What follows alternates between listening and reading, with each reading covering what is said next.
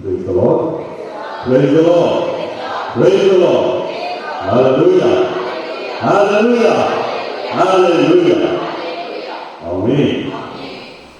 Praise the Lord. இன்னைக்கு ஆண்டவர் நம்மோடு கூட இறையாட்சி பின்னணியில் திருமுழுக்கு யோவான் அப்படிங்கிற தேவ செய்தியின் மூலமாக யோவான் என்கிற மாபெரும் தீர்க்கதரிசியின் ஊழியத்தை பற்றியும் அவர் மூலமாக ஆண்டவர் எப்படி இறையாட்சியை கட்டியமைத்தார் என்பதை பற்றியும் ஒவ்வொருவருக்கும் கற்றுக் கொடுக்க ஆண்டவர் நமக்கு ஒரு வாய்ப்பை கொடுக்கிறார். எனவே ஆவியானவர் இங்குள்ள ஒவ்வொரு ஆத்மாக்களோடும் பேசட்டும். இந்த வார்த்தைகள் நம் ஒவ்வொருவருடைய ஆவி ஆத்மாவை ஊடுருவி பாயட்டும். இங்குள்ள ஒவ்வொருவரும் யோவானை போல ஆண்டவருக்கு வழியை ஆயத்தப்படுத்தவும் அவருக்கு பாதைகளை செவ்வைப்படுத்துவோமாக ஆண்டவருக்காக எழுப்பி பிரகாசிப்போமாக. ஆவியானவர் நம் ஒவ்வொருவரையும் இந்த வேலையிலும் வழிநடத்துவாராக. ஆமென். வாசிக்கலாம். லூக்கா 1ஆம் அதிகாரம். முதல்ல யோவான் யாருன்னு பார்க்கலாம். யோவான் நம்ம எல்லாருக்கும் தெரியும் இல்லையா? எத்தனை யோவான் தெரியும் நமக்கு? புனித யோவான். இன்னைக்கு நாம திருமுழுக்கு யோவானை பார்த்துடலாம். திருமுழுக்கு யோவான் அவரை பற்றி எல்லாமே நமக்கு தெரியும். ஆனா வேதம் அவரை பற்றி காட்டுகிற ஆழமான கருத்துக்களை குறித்து நம்ம பார்ப்போம். சரியா? முதல்ல லூக்கா 1ஆம் அதிகாரம் 4-17 முடிய அவர் எப்படிப்பட்டவர் என ஆண்டவருடைய தூதர் அறிவிக்கிறார் அப்படிங்கிறத பார்க்கலாம். லூக்கா 1:4-17 முடிய. யூதேய நாட்டில் ஏரோது அரசனாக இருந்த காலத்தில் அபியா வகுப்பைச் சேர்ந்த சகரியா என்னும் பெயர் கொண்ட குரு ஒருவர் இருந்தார். அவர் மனைவி ஆரோனின் வழிவந்தவர். அவர் பெயர் எலிசபெத். அவர்கள் இருவரும் கடவுள் பார்வையில் நேர்மையானவர்களாய் விளங்கினார்கள். ஆண்டவருடைய அனைத்து கட்டளைகளுக்கும் ஒழுங்குகளுக்கும் ஏற்ப குற்றமற்றவர்களாய் நடந்து வந்தார்கள். அவர்களுக்கு பிள்ளை இல்லை, ஏனெனில் எலிசபெத் கருவுரை இயலாதவராய் இருந்தார். மேலும் அவர்கள் வயது முதிர்ந்தவர்களாகவும் இருந்தார்கள். தம்முடைய பிரிவின் முறை வந்தபோது சகரியா கடவுளின் திருமுன் குருத்துவ பணி ஆற்றி வந்தார். குருத்துவ பணி மரபுக்கு ஏற்ப ஆண்டவரின் திருக்கோவிலுக்குள் சென்று தூபம் காட்டுவது யார் என்று அறிய சீட்டு குலுக்கி போட்டபோது அது சகரியா பெயருக்கு விழுந்தது. அவர் தூபம் காட்டுகிற வேளையில் மக்கள் கூட்டத்தினர் அனைவரும் வெளியே இறைவனிடம் வேண்டிக் கொண்டிருந்தனர். அப்பொழுது ஆண்டவருடைய தூதர் ஒருவர் தூப பீடத்தின் வலப்பக்கத்தில் நின்றவாறு அவருக்கு தோன்றினார். அவரை கண்டு சகரியா அச்சமுற்று கலங்கினார். வானதூதர் அவரை நோக்கி, சகரியா அஞ்சாதே, உமது மன்றாட்டு கேட்கப்பட்டது. உம் மனைவி எலிசபெத் உனக்கு ஒரு மகனை பெற்றெடுப்பார். அவருக்கு யோவான் என பெயரிடுவீர். நீர் மகிழ்ந்து பேருலகை கொள்வீர். அவரது பிறப்பால் பலரும் மகிழ்ச்சி அடைவர். அவர் ஆண்டவர் பார்வையில் பெரியவராயிருப்பார். திராட்சை மதுவோ வேறு எந்த மதுவோ அருந்த மாட்டார். தாய் வயிற்றில் இருக்கும் போதே தூய ஆவியால் முற்றிலும் ஆட்கொள்ளப்படுவார். அவர் இஸ்ராயேல் மக்களும் பலரை தம் கடவுளாகிய ஆண்டவரிடம் திரும்பி வரச் செய்வார். எலியாவின் உளப்பாங்கையும் வல்லமையையும் உடையவராய் அவருக்கு முன் செல்வார். தந்தையரும் மக்களும் உளம் ஒத்துப்போக செய்வார். நேர்மையாளர்களின் மனநிலையை கீழ்ப்படியாதவர்கள் பெறச் செய்வார். இவ்வாறு ஆண்டவருக்கு ஏற்புடைய ஒரு மக்களினத்தை ஆயத்தம் செய்வார் என்றார். இது கிறிஸ்து வழங்கும் நற்செய்தி. யோவான் எப்படிப்பட்ட ஆளுன்னு யார் சொல்றா? யாரு இந்த வானதூதர்? கேப்ரியல் வானதூதர் சொல்றாரு. சரியா? என்ன சொல்றாரு? முக்கியமா அவரை பத்தி என்ன சொல்றாரு? அவர் ஆண்டவருக்கு முன்பாக பெரியவராய் இருப்பார். தாயின் வயிற்றில் இருக்கும் போதே பரிசுத்த ஆவியினால், தூய ஆவியினால் நிரப்பப்பட்டிருப்பார். அவர் என்ன பண்ணுவார்? முக்கியமா அவரோட ஊழியம் என்ன? வழி ஆயத்தம் செய்வார். அங்க என்ன சொல்றாரு? கபிரியல் என்ன சொல்றாரு? அவர் இஸ்ராயல் மக்களுள் பலரை தம் கடவுளாகிய ஆண்டவரிடம் திரும்பி வரச் செய்வார். அவர் எப்படிப்பட்ட ஆவியை உடையவரா இருப்பாராமா? எலியாவின் ஆவியும் வல்லமையும் உடையவரா இருப்பாராமா. சரியா? பிதாக்களுடைய இருதயங்களை பிள்ளைகளிடத்திற்கும் கீழ்ப்படியாதவர்களை நீதிமான்களுடைய ஞானத்திற்கும் புத்திக்கும் திருப்புகிறவராக இருப்பார்னு நாம படிக்கிறோம். இது வேதம் நமக்கு காட்டுகிற முதல் காரியம். இது யார் சொல்றது? கேப்ரியல் தூதர் சொல்றாரு. இப்போ அவருடைய அப்பா யாரு? சகரியா யாரு? ஒரு ஆசாரியர். சகரியா இதை நம்பினாரா? வானதூதரே கேட்கிறேன். அதெல்லாம் இருக்கட்டுங்க, நான் எப்படி நம்புறது?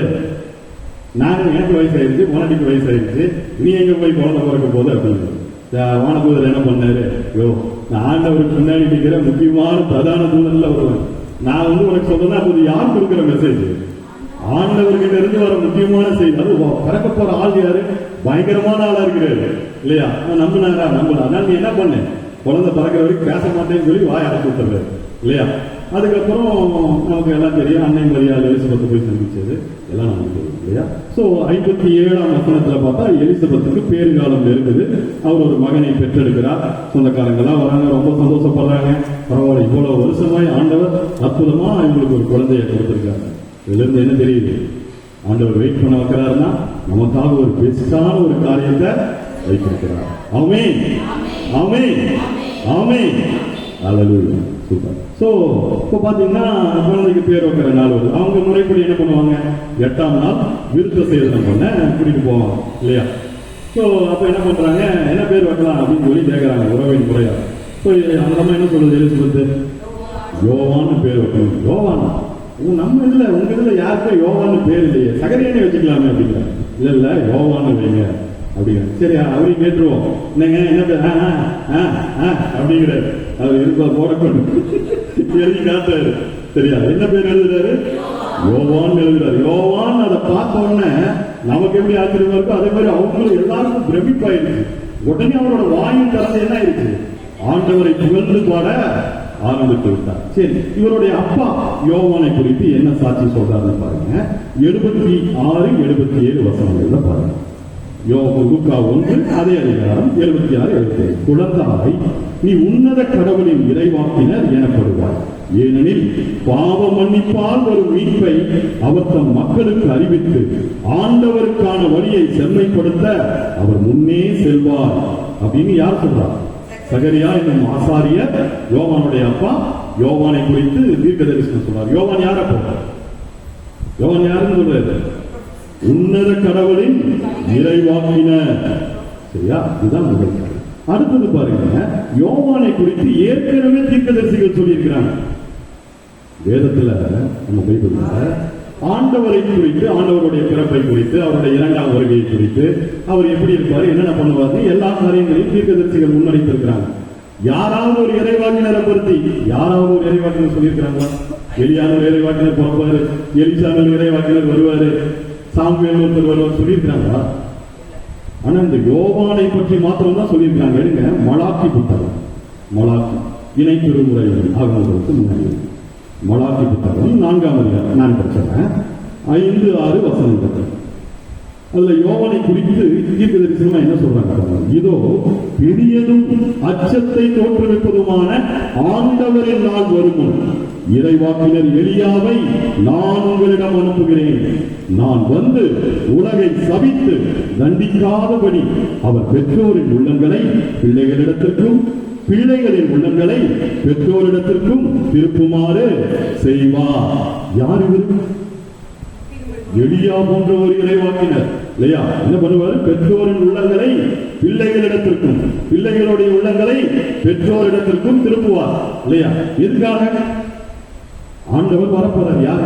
இயேசு கிறிஸ்து வரப்போறார் இந்த உலகத்துல முதல் முறையா பிறக்க போறார். ஆவியின் குடும்பத்துல பிறக்க போறார் இல்லையா? அதுக்கு முன்னாடி எல்லா வழிகளும் ஆயத்தமா வரும் இல்லையா? என்ன பண்ணுவாரா?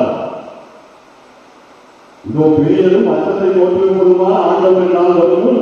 இறைவாக்கினர் எலியாவை நான் உங்களிடம் அனுப்புகிறேன்.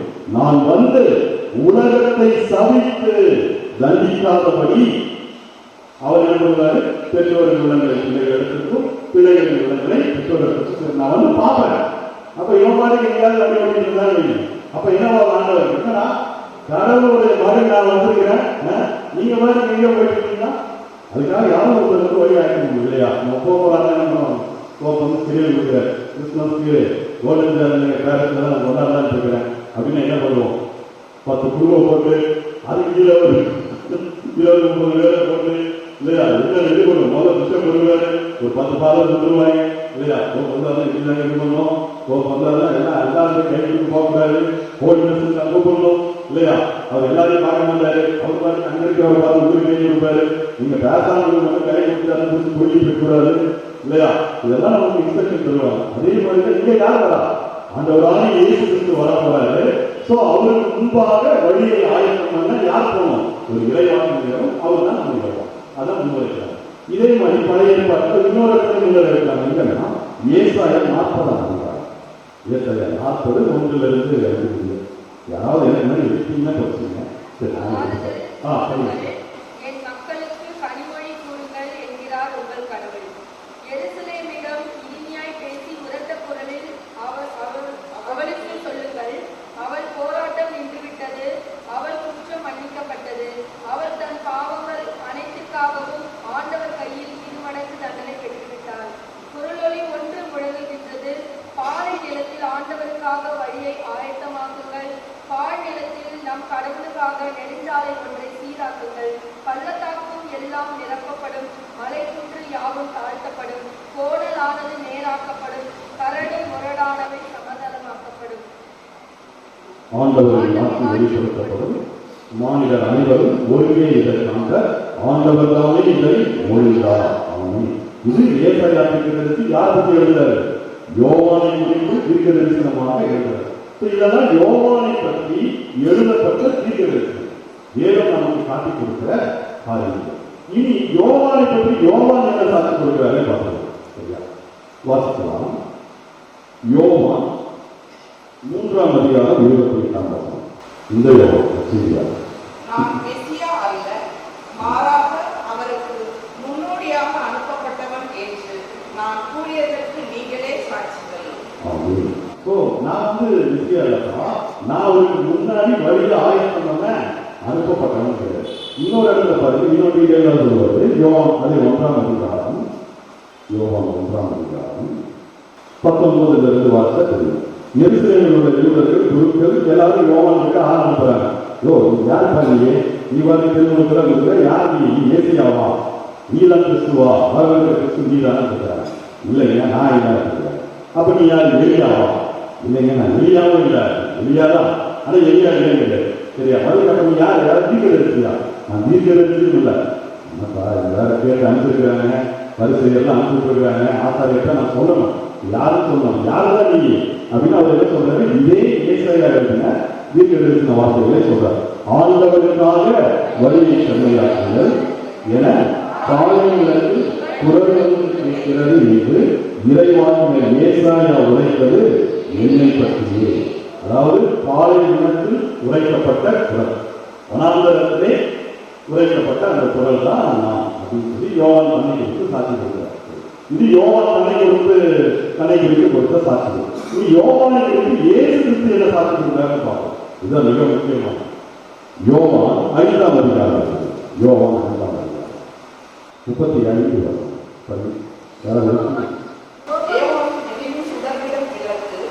நீங்கள் சிறிது நேரமே அவரது ஒளியில் நடிக்கூற விரும்புகிறீர்கள். யோவான் யாரு?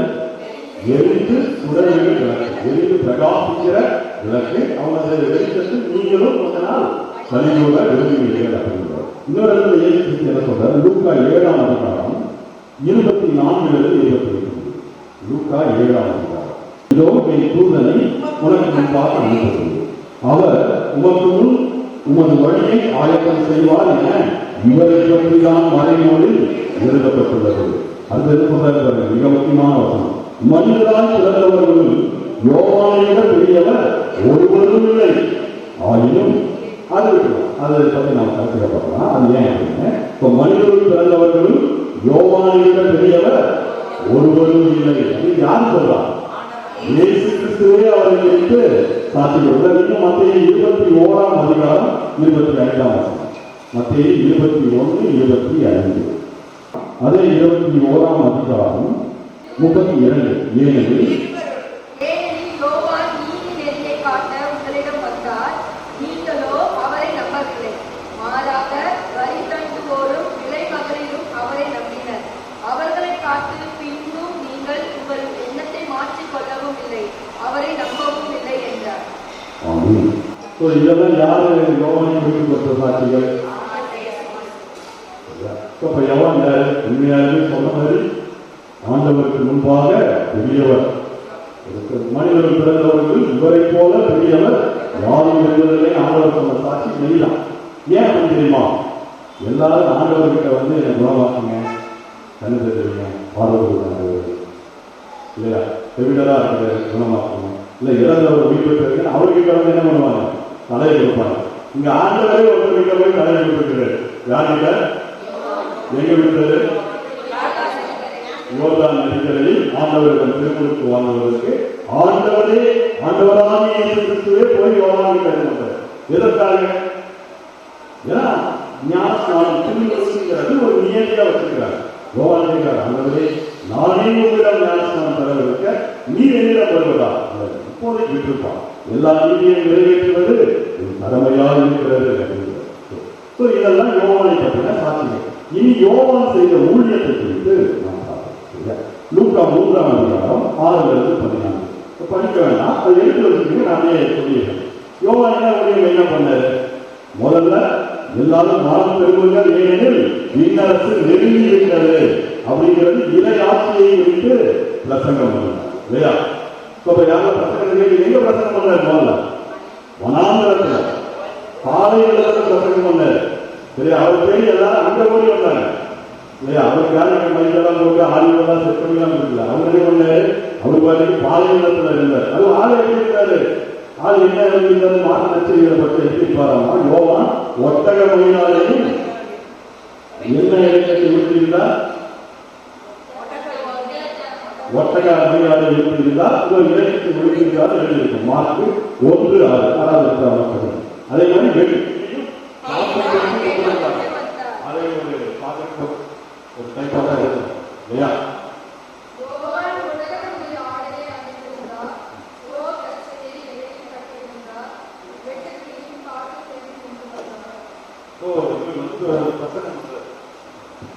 என்ன சொல்றாரு?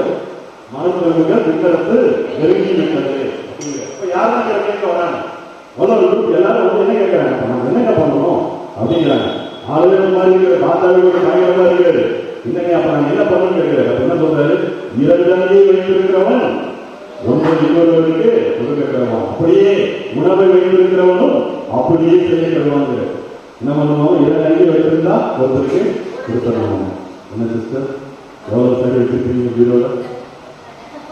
கேட்டல சாப்பிட்டு கேட்டல நான் ஒன்று சொல்லுவேன்.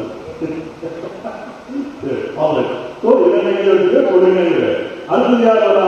ஆயக்காரர் வராங்க. ஆயக்காரர் டாக்ஸ் கலெக்டர். அவங்க வந்து கேட்கிறாங்க, நாங்க என்ன பண்ணணும்? நீ உனக்கு என்ன கரெக்டா கவர்மெண்ட் சொல்றபடி எவ்வளவு டாக்ஸ் கலெக்ட் பண்ணணுமோ அதை மட்டும் வாங்கி, அதுக்கு மேல எதுவும் வாங்காத அப்படிங்கிற தெரியும். அப்படியே தெரியும் அப்படிங்க. அடுத்தது யார் வரா? ஆயக்காரர். அடுத்தது யார் வரா?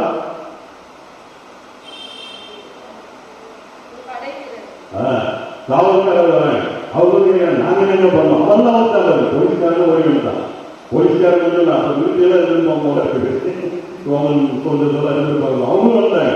வந்து கேட்கிறாங்க, நாங்க என்ன பண்ணோம் அப்படின்னா, நீ இந்த மாதிரி யாரையும் வந்து முடிஞ்சு மிரட்டி ஆளுநர் அவங்க எல்லாம் சொல்லிட்டு இருக்கு, அதெல்லாம் எதுவும் பண்ணாது. சரியா? சும்மா போயிட்டு இருக்கிறவங்க கட்டையை போட்டு எதாவது போ அப்படின்னு சொல்லி மாவுலாம் வாங்கக்கூடாது. உனக்கு என்ன உறுதி கொடுக்குறாங்களோ அதை மட்டும் வாங்கிட்டு ஒழுங்கா இருக்கணும் அப்படிங்கிறது அவங்க ஒத்துக்கிறான். சரியா? மூணாவது கடைசியா ஒரு குரூப் வரும். அது யாரு? பரிசேயர். சரியா? பரிசேயர் யார்? இவங்க மறைநூல் அறிஞர்கள். சரியா? இவன் பார்க்கணும், வித்தியாசமா இருக்கிறான். ஊருக்குள்ள நாங்க ஒரு எல்லாம் பாமாயிருந்தா எங்கிருந்தோ திரும்பி வந்திருக்கிறான் அப்படின்னு பாக்குறாங்க யோவானை தூக்கி. சரியா? ஸோ பார்த்து வராங்க. யோவான் இவங்களை பார்த்து என்ன பண்றாரு? வாங்க dear brother and fellow Israelites, come on, welcome அப்படின்னு சொல்றாரு. வாங்க பிரியமானவர்களே, வாங்க என் சொந்த இஸ்ரவேல் ஜனமே, ஆபிரகாமின் வழிமரபே அப்படின்னு சொல்றாரு. என்ன பண்றாரு? இனியேற்பாடு குட்டிகளே, வரப்போகும் சினத்திற்கு தப்பித்துக் கொள்ள உங்களுக்கு வழி சொன்னவர்களா அப்படின்னு சொல்லி கேட்கிறாரு. ஸ்கூல் ப்ரோ வை டென்ஷன் ஸ்கூல் படி அப்படிங்கிறான். என்ன இந்த மாதிரிலாம் யாருமே பரிசு பேச மாட்டாங்க. யோவானால யாருன்னா ஆளுக்கு ஏற்ற மாதிரி மாவரைக்கிறதெல்லாம் அவருக்கு தெரியல போகிறது. ஆளுக்கு ஏற்ற மாதிரி எதை சொல்லணும் எதை சொல்லக்கூடாதுலாம் மாவரைக்கிற அந்த டெக்னிக்கெல்லாம் அவருக்கு தெரியல போவோம். அவருக்கு என்ன இருக்கோ அப்படியே சொல்றாரு. சரியா? என்ன சொல்றாரு? விதியன்பாடு குட்டிகளே, இன்னொரு வெள்ளை அடிக்கப்பட்ட கல்லறைகளே, ஏற்றுக்கு இன்னொரு ஸ்டெப் மேல போய் சொல்றாரு. என்ன சொல்றாரு? விபச்சாரத்தினரே. சரியா? இப்ப இந்த மாதிரி யோவான் கேட்கிறாரு. உடனே அவன் என்ன பண்றான்? அவனும் அவனுக்கு என்ன பண்றான்னு தெரியல. இவர் சொல்லுவாங்க, இவர் மேலதான சொல்லிட்டு போறாரு. ஆபிரகாமுக்கு சந்ததி சொல்லி பெருமை இருக்காத கற்களிலிருந்து ஆபிரகாமுக்கு சந்ததியை எடுத்த தேவனால் கூடும். சரியா? மனம் திரும்புதலுக்கு ஏற்ற கனிகளை கொடுங்கள் அப்படின்னு சொல்லி மனம் திரும்புதலை குறித்து யோவான் எல்லா குரூப் ஆஃப் பீப்புளுக்கும், சமூகத்தில் இருந்த எல்லா நிலையினருக்கும் பிரசங்கம் பண்றாரு. எங்க என்ன பண்றாரு? யூதேயாவில் பண்றாரு. யூதேயாவில் இருந்தும் எதிர்த்து அநேகர் அவரிடத்துல போய் மனாந்தரத்தில் கேட்கிறாங்க. சரியா? இப்போ கேட்கிறவங்க என்ன பண்றாரு? அடுத்தது என்ன பண்றாரு? நல்லா மனம் திரும்பியா? அடுத்தது என்ன? வா வா அப்படின்னு சொல்லி மனம் திரும்பியா? அவங்க விரும்பியா? அது நினைக்கிறாங்க. ஞானஸ்நானம் கொடுக்கும்போது பாவத்தை விட்டு விடுகிறாயா? விட்டு விடுகிறேன், விட்டு விடுகிறோம், விட்டு விடுகிறேன். பாவத்தின் மாய பக்திகளை விட்டு விடுகிறாயா? பாவம் உண்மையை ஆனந்தம் செலுத்தாதவர்கள் விட்டு விடுகிறாயா? விசாரணை விட்டு விடுகிறாயா? தைரியம் விட்டு விடுகிறாயா? இல்லையா? என்ன விட்டு விடுகிறேன். நமக்கு அந்த ஞானஸ்நானம் இருந்தது பஞ்சம். இல்லையா? புது உறுதி புத்தல் இன்னும் பெரிய பஞ்சம். சரியா? ஆனா யோவான் அப்படியே பண்றது, முதல்ல மனம் திருந்து அதுக்கப்புறம் தான் என்ன பண்ணணும்? உனக்கு திரும்புவதற்கு ஞானஸ்நானம் அப்படின்னு சொல்லி கொடுத்தாரு. ஏன்னா மனம் திரும்புதல்ங்கிறது ஆண்டவருக்கு முதல்ல அவன் தன்னை ஒப்பு கொடுப்பதற்கு ஈடாது. அதற்கு ஒரு அடையாளமாக அவன் என்ன பண்றான்? அந்த இதுக்குள்ள தண்ணீருக்குள்ளாக நோக்கி அவன் எழுதுறான். ஞானஸ்நானம் பழைய பாட்டு இருந்துச்சான். அதாவது வெளி அடையாளமா இல்ல, மறுபொருளாக சொல்லப்பட்டது. பவுலையார் சொல்றாரு, நீங்களும் மேகத்துக்கு கீழே போனாங்க இல்லையா? அவங்க வழிநடத்த மேக சம்பவம் போச்சு இல்லையா? அதே மாதிரி செங்கல் வழியாக போனாங்க இல்லையா? அதை ஞானஸ்நானத்தோடு ஒப்பிடுகிறார் பவுலை.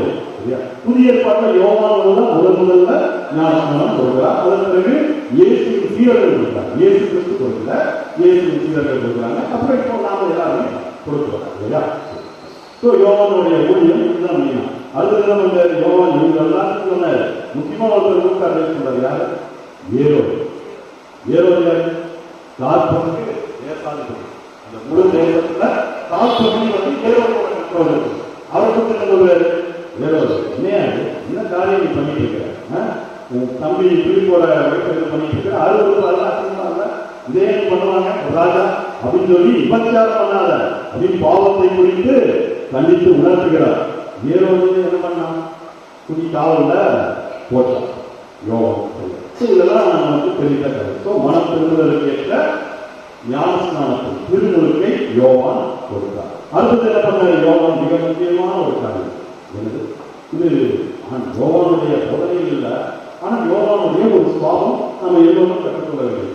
என்ன முக்கியமான சுவாபம் அப்படின்னா, யோவான் தன்னை எப்போதும் தாழ்த்தினார். யோவானை குறித்து என்னென்ன சாட்சி கிடையாது? ஆண்டவருக்கு முன்பாக பெரியவனாக இருப்பான், பிள்ளைகளுடைய இருதயத்தை பெற்றோர்களுக்கும் பெற்றோருடைய இருதயத்தை பிள்ளைகளுக்கும் பெற்றுவான், எளியாவின் ஆவியும் வளமுடையவனாக இருப்பான், இஸ்ரவேல் ஜனத்தில் பாலகனுடைய ஆண்டவருக்கு திருப்புவான். இப்படி எல்லாம் சொன்னாலும் யோவான் தன்னை குறித்து என்ன சொல்றாரு? தன்னை காட்டுகிறார். எனக்கு பின் வருபவருடைய இந்தியின் வாழை அளவுக்கு கூட எனக்கு தகுதி இல்லை. இன்னொன்று என்ன சொல்றாரு? அவர் வளரவில்லை, நான் அவருடைய செல்வாக்கு பெருக வேண்டும், என்னுடைய செல்வாக்கு வேண்டும் என்று தன்னையே காத்துகிறார். இதுதான் யோவானுடைய மிக முக்கியமான பாவம்.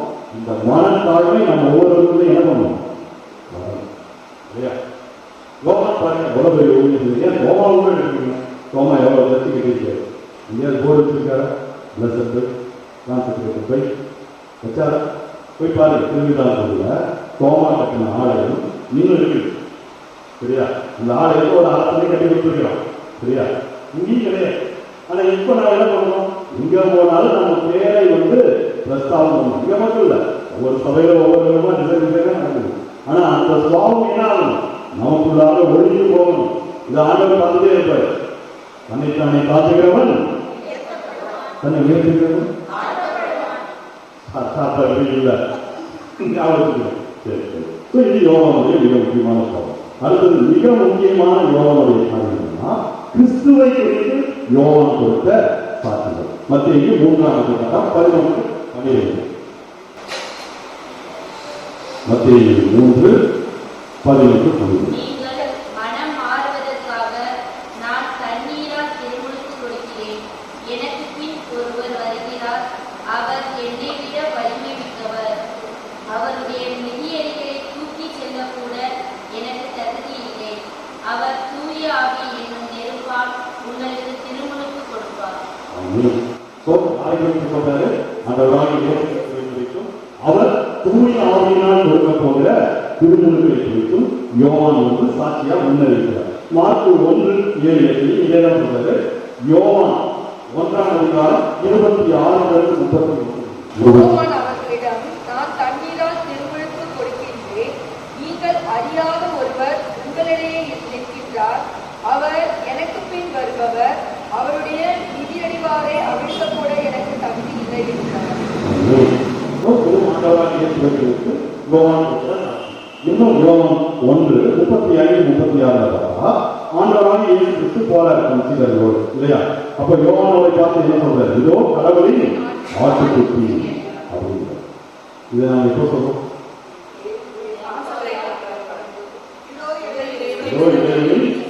நாம ஒவ்வொரு நாளும் திருப்பதியில சொல்றோம். இதெல்லாம் யோவான் ஆண்டவரை குறித்து கிறிஸ்துவை குறித்து கொடுத்த சாட்சிகள். என்னென்ன பார்த்தோம்? யோவானை குறித்து தீர்க்க தரிசனமாக சொல்லப்பட்ட காரியம். இதை முதல்ல பார்த்தோம். அடுத்தது யோவான் தன்னை குறித்து அவரே என்ன சாட்சி கொடுக்கிறாருன்னு பார்த்தோம். அடுத்தது யோவானை குறித்து ஆண்டவராக இயேசு கிறிஸ்து என்ன சாட்சி கொடுத்தாருன்னு பார்த்தோம். அடுத்தது யோவான் செய்த ஊழியர்கள் என்னென்ன, யோவான் செய்த முக்கியமான காரியங்கள் என்னென்ன, இது எல்லாமே பார்த்தோம். கடைசியா பாருங்க, இப்படிப்பட்ட யோவான் எவ்வளவு பெரிய ஆள் இல்லையா? ஆனா அவருடைய ஓட்டத்தை இருக்கிறாரு பாருங்க. லூக்கா 7:18 யோவானுடைய சீடர் இவற்றையெல்லாம் அவருக்கு அறிவித்தனர்.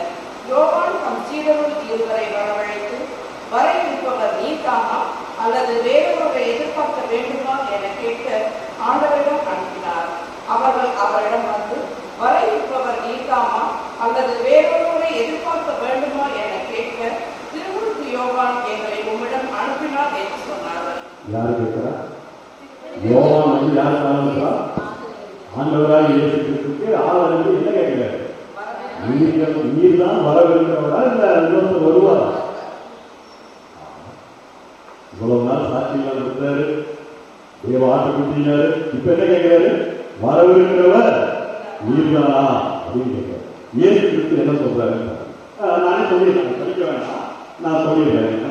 யாரும் ஒன்றும் சொல்லிட்டாரு என்ன நானே சொல்லிடுறேன். என்ன சொல்றாரு? அதாவது இவ்வளவு நேரம் நீங்க பாத்துருக்கீங்களா? உடனே பதில் சொல்லுவாங்க. இவ்வளவு நேரம் நிக்க வச்சிருக்கு. அவர் முன்னாடியே சொல்றதுக்கு பார்வை கொடுக்குறாரு. அப்பதான் அந்த நாயின் ஒரு விதம் எழுதியிருக்காரு. அவங்க என்ன சொல்றாங்க? இதோ நம்மிடையே மாபெரும் இறைவாக்கு தோன்றியுள்ளார் அப்படின்னு அவன் சாட்சி கொடுத்துருக்கிறான். யாரு? புறவன் காணானிய பெரியவருடைய பையன் தான் இந்த நாயின் ஒரு இல்லையா? அவங்கெல்லாம் சாட்சி கொடுக்குறாங்க. ஆனா இப்ப யாரும் இவர் என்ன கேட்கிறாரு? வரவிருக்கிறவர்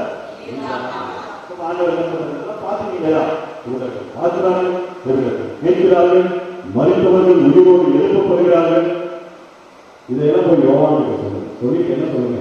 நீங்க எதுக்காக வனாந்தரத்துக்கு போனீங்க? வனாந்தரத்துல காத்துக்கு மரமெல்லாம் ஆறுக்கு பார்க்கலாம்னு சொன்னீங்களா? இல்ல அங்க யாராவது வெளியே வர்த்தகம் தெரிஞ்சு யாரோ ஒருத்தர் இருந்தாரு, முக்கியமானவர் இருந்தாரு, அவர் பார்க்க வரலான்னு சொன்னீங்களா? இல்ல வனாந்தரத்துல யாரை பார்க்க போனீங்க? யாரை பார்க்கணும்? யோவானை தான் பார்க்கணும். சரியா? அப்பதான் ஆண்டவர் என்ன சொல்றாரு? யோவானை குறித்து மனிதர்கள் பிறந்தவர்கள் யோவானை போல பெரியவன் ஒருவனும் இல்லை, ஆனால் விண்ணரசு மிகச் சிறியவன் அவரை விட பெரியவன். என்ன முக்கியம்? ஓட்டத்தை எப்படி ஆரம்பிக்கிறோம் முக்கியம். ஓட்டத்தை எப்படி ஆரம்பிக்கிறோம் இல்லையா? ஏன்னா கடைசி நாட்களை குறித்து மத்திய 24ஆம் அதிகாரத்தில் பதிவுகிறது. என்ன சொல்றாங்க? விசுவாசிகளுக்கு மன உறுதி தேவை, முடிவு வரை நிலைத்திருப்பவனே மீட்பு பெறுவார். என்ன பண்ணிடக்கூடாது? விசுவாசத்தை விட்டுறக்கூடாது. யோவான கொஞ்சம் தூக்கி காவல போட்டவங்க என்ன வந்துருச்சு? அவருக்குள்ள மன சோர்வு வந்துருக்கு. இவருதான ராஜா, இவருதான தாவீது கூட பொருள், இவருதான வந்து நம்ம வெளியிடணும், இந்த செய்தி எங்க போட்டாங்க அப்படின்னு அவருக்குள்ள யோசனை. ராஜாவா இருந்த விட்டுப்பாரா அப்படின்னு சொல்லி அவருக்குள்ள அப்படி ஒரு சிந்தனை. அதனாலதான் அவரோட அவிசுவாசத்தினால் அப்படி ஒரு கேள்வி கேட்கிறார். ஆண்டவர் சொல்லுங்க. இது நமக்கெல்லாம் ஒரு பாடம். இவ்வளவு யோவான. ஓகேவா? புரிஞ்சுதா? சரி, இதெல்லாம் எனக்கு ஆண்டவர் மக்களுக்கு சொல்லுங்க. இதுதான் யோவானை பற்றி தெரியும் இல்லையா? யோவானை பற்றி எவ்வளவு புரிஞ்சுருக்கீங்க, எவ்வளவு கேட்டிருக்கீங்க, இன்னைக்கும் கேட்டீங்க, இன்னும் கேட்கதான் போறீங்க. இதற்காக நம்ம கிட்ட கொடுக்குறதெல்லாம் ஏன்னா யோவான் காலத்தில் ஆண்டவராக இயேசு கிறிஸ்துவின் முதல் வருகை நடந்தது. இப்ப நம்ம எந்த காலத்தில் இருக்கிறோம்? எந்த காலத்தில் இருக்கிறோம்? கடைசி காலத்தில் இருக்கிறோம். நம்புறீங்களா? விசுவாசிக்கிறீங்களா? விசுவாசிக்கிறவங்க மாத்திரம் ஆளுநர் சொல்லுங்க. கொஞ்சம் பேர் சொல்றீங்க. இந்த மாதத்தில கொரோனா டைம்ல கூப்பிடுறது சொல்லுவாங்க. என்ன பண்ணுவாங்கன்னா, இந்த சோதனை காலத்துக்கு பின்பு நாங்கள் மகிழ்ச்சியும் கொண்டாடத்துக்கு விரும்புவாங்க. எப்படா மகிழ்ச்சியும் கொண்டாடத்துக்கு போவாங்கிறத ஆண்டவர் வழக்கோட ஆண்டவருக்கு வழியை ஆயத்தப்படுத்தணும். அந்த 5 கன்னிகைகள், புத்தியுள்ள கன்னிகைகள் எப்படி தங்களுடைய விடத்துல எண்ணெய் குறையாம பார்த்துக்கிட்டாங்க.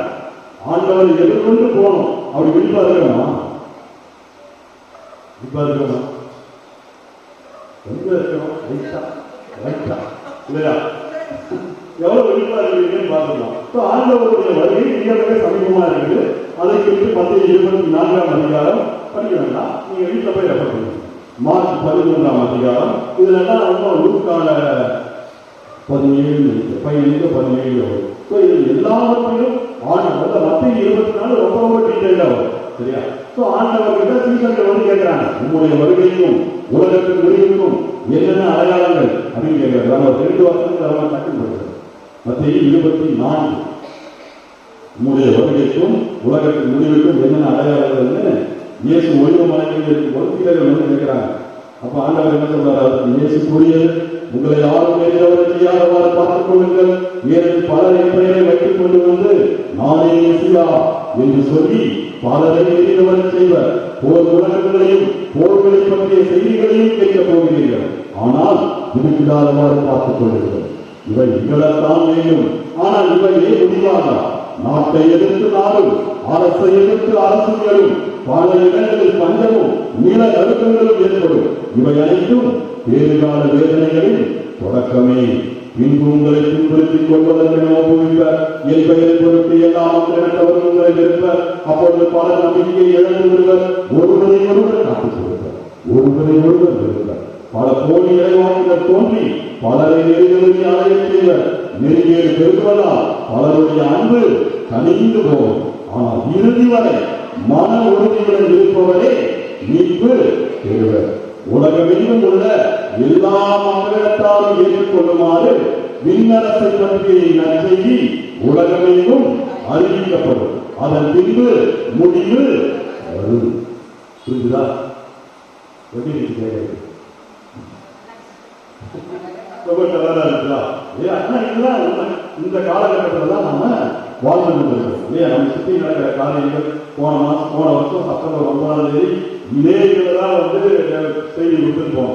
சொல்லிட்டு போனதெல்லாம் நடந்திருக்கு. நம்ம சொல்லி போனா டிஜிட்டல் கரன்சி வரப்போகுது, நீ எனக்கு வந்து பணம் அக்கௌண்ட்ல பார்த்துட்டு இருக்கீங்க, நீ எல்லாம் இந்த பணத்தை ப்ரோக்ராமா மாற்றி கம்ப்யூட்டர்ல ஸ்டோர் பண்ணிடுவோம்.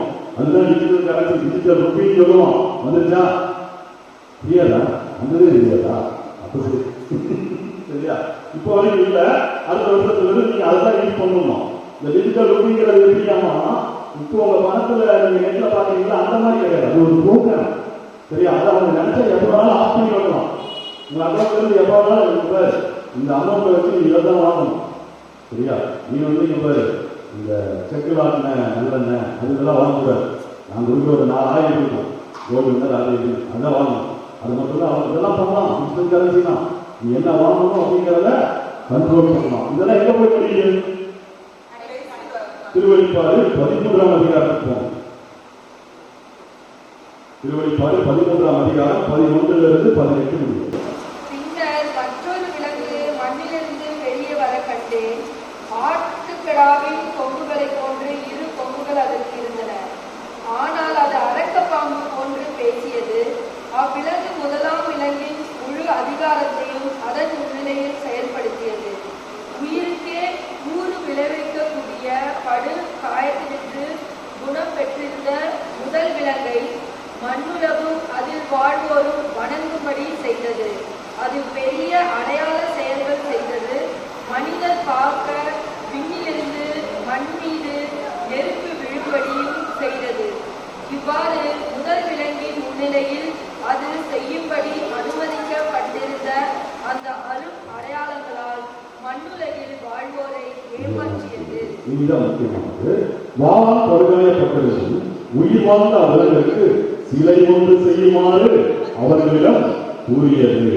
அச்சிலையை பேச வைக்கவும் அதனை வணங்காதவர்களை கொலை செய்யவும் அதற்கு உயிர் கொடுக்குமாறு 2ஆம் விலங்கிற்கு அனுமதி கொடுக்கப்பட்டது.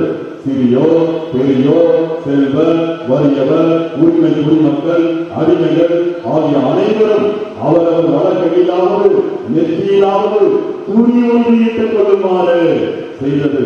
இவ்வாறு அந்த விலங்கின் பெயரையோ அப்பெயருக்குரிய எண்ணையோ குறியாக இட்டுக் கொள்ளாத எவராலும் விற்கவோ வாங்கவோ முடியவில்லை. இதை புரிந்து கொள்ள ஞானம் தேவை. புரிந்து கொள்ளும் ஆற்றல் கொண்டவர் விலங்குக்குரிய எண்ணை கணித்து புரிந்து கொள்ளட்டும். அந்த எண் ஒரு ஆடை குறிக்கும். அது 666. என்ன பண்ணலாமா?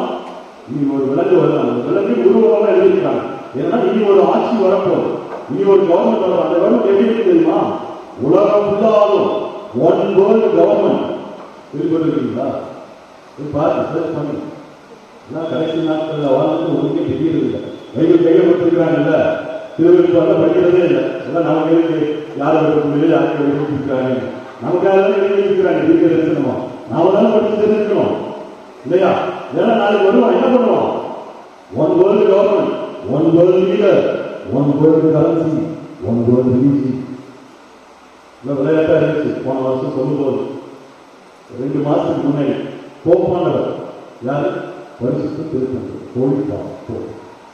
யார் மீட் பண்றாரு? யூதர்களுடைய முக்கியமான ரவி, இஸ்லாமியர்களுடைய முக்கியமான தலைவர். 3 பேரையும் கூட்டி என்ன சொல்றாரு? சமீபம் நாங்கள் வாட்டிகன் யூனிவர்சிட்டிக்கு நிறைய பேர் வந்து வராங்க, ரிசர்ச் பண்றீங்க பேர் வந்து என்ன பண்றாங்க, நிறைய காரியங்கள் கேட்கறாங்க. என்னையா இவ்வளவு பேர் வரீங்க கூப்பிடுறா எதுக்கு கேட்டால் நான் கம்ப்யூட்டர்ல ஸ்டோர் பண்ணுங்கிறாங்க. எதுக்கு கம்ப்யூட்டர்ல ஸ்டோர் பண்ணணும்? அதுதான் இல்லைங்க, இல்லை எங்களுக்கு தேவைப்படுது, எங்கள் ப்ரோக்ராம் எல்லாம் பார்ப்போம். என்ன program? Artificial intelligence, AI. AI செயற்கை நுண்ணறிவு. அதாவது கம்ப்யூட்டர் மிஷன்ஸை வந்து மனிதனை போல சிந்திக்க வைக்கும், மனிதனை போல பேச வைக்கிறது. எது அது எங்க போய் முடிய போகுது? இந்த சிலையில் போய் முடிய போகுது இல்லையா? அது என்ன பண்ணுவோமா? சிலை பேசும், சொல்லும், தன்னை யார் வணங்கலாம் பார்க்கும், வணங்காத என்ன பண்ணும்? சித்திரவாதம் செய்யும், கொலை கூட செய்யணும். அதற்கு அடுத்தது என்ன பண்ணுவாங்களாமா? அந்த மிருகத்தின் ஆட்சி. அந்த மிருகங்கிறது ஒரு அரசாட்சி. அந்த கவர்மெண்ட், இந்த கவர்மெண்ட்டுக்கு என்ன பண்ணுவோம்? ஒரு ஐடி கொடுத்தாங்க, கொடுக்குறாங்களா? ஆதார் கார்டு வச்சுருக்கீங்களா? நீ அதெல்லாம் கிடையாது. வேக்சின் பாஸ்போர்ட் எடுத்துங்களா? வேக்சின் சர்டிஃபிகேட் கொடுத்தாங்களா? சரியா? அதெல்லாம் வரும் பாரு, கொஞ்சம் கொஞ்சமா வரும். மொத்தத்துக்கும் செஞ்சு ஒரே ஐடி. இந்த ஐடி என்ன பண்ணுவோம்? உடம்புலேயே வச்சு எங்க வச்சுருவாங்கன்னா வடக்கையிலாவது நெற்றியிலாவது. யாரும் சொல்றாங்க? நாங்கள் பைபிள் சொல்லுது இல்லையா? அதுதான் போயிட்டு இருக்கு. இந்த 2024 2 வருடம் சொல்றாங்க. 2024 அடுத்த வருஷம் 2 பேண்டமிக் வருதாங்க. சரியா? அதுக்கு என்ன பண்ணுவாங்க? எப்படி வாழ்க்கைன்னா பண்றது. நாங்களே 2020 வருது, 2012 சொன்னோம். வந்துச்சா? 2024 வரப்போகுது. என்ன பண்ண போறீங்க? 4 பேர் தூங்குனீங்க, ஏற்கனவே 800 கோடி பேர் ஆயிட்டீங்க. சரி, 50 கோடி பேர் தான் இருக்குன்னு அவங்க சொல்லிட்டு இருக்காங்க. சரியா? ஸோ அவங்க வந்து என்ன பண்ணுவாங்க, ஒரு கவர்மெண்ட்ஸும் ஐடி தருவாங்க, அந்த ஒன் கோல் கவர்மெண்ட். அதை எல்லாரும் வாங்கினால நம்ம என்ன பண்ண முடியும், டிரான்சாக்ஷன் பண்ண முடியும். இன்னும் நான் சொல்கிறேன், அநேக காரியங்கள் இருக்குது.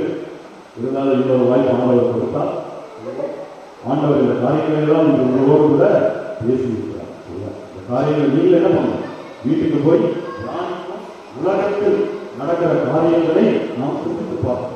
போகிறதுக்குன்னா ஆண்டு சொல்லியிருக்கோம். Artificial intelligence and world piece January 1 announce பண்ணுவார். போய் பாருங்க. அந்த இந்த காரியங்களை எல்லாம் உங்களோடு பேசுகிறது. இப்போதுமாக உணர்வு ஆகும். உங்களுடைய ஒவ்வொரு ஆத்மாக்களும் நமக்காக ஆராயப்பட்டிருக்கிறார். இந்த வருகையை எதிர்நோக்கி இருக்கிறவர்களால் விழிப்போடு இருப்பார்கள். இவர்கள் யோவானை போல உங்களுடைய வருகைக்காக இவர்களும் இவர்கள் வீட்டாலும் இவர்களோடு கூட இந்த ராஜ்யத்தில் சுவிசேஷத்தை உடைய 2ஆம் வருகையிலிருந்த நற்செய்தியை எல்லா இடங்களிலும் உலகெங்கும் சென்று அறிவித்து நமக்கான ஒரு கூட்டத்தை ஆயத்தப்படுத்துவார்கள். அப்படியாக அவர்கள் தொடர்ந்து ஏறி இந்த பொல்லாத நாட்களிலும் ஒரு சட்டைகளின் மறைத்து இவர்களில் ஒரு குடும்பத்தையும் எங்கள் பங்கையும் காத்துக்கொள்ள போகிறார். நன்றி. இயேசு கிறிஸ்துவின் நாமத்தினால் உலக மாதத்திலிருந்து